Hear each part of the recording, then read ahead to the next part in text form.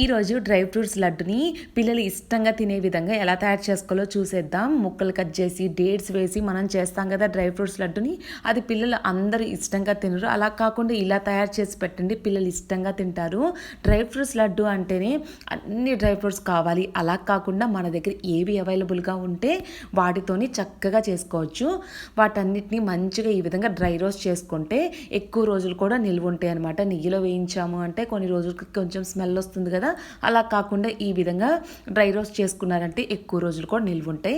నేనైతే ఒక కప్పు బాదం పప్పు తీసుకున్నాను, ఒక కప్పు నువ్వులు తీసుకున్నాను. అన్ని పావు కప్పు చప్పున వేరుశనగ పప్పు, పుచ్చి గింజలు, అలాగే సన్ఫ్లవర్ సీడ్స్ వీటన్నిటిని తీసుకున్నాను. పిస్తా పప్పులు తీసుకున్నాను, హాఫ్ కప్పు బెల్లం, అలాగే హాఫ్ కప్పు కన్నా ఎక్కువగా డేట్స్ని తీసుకున్నాను.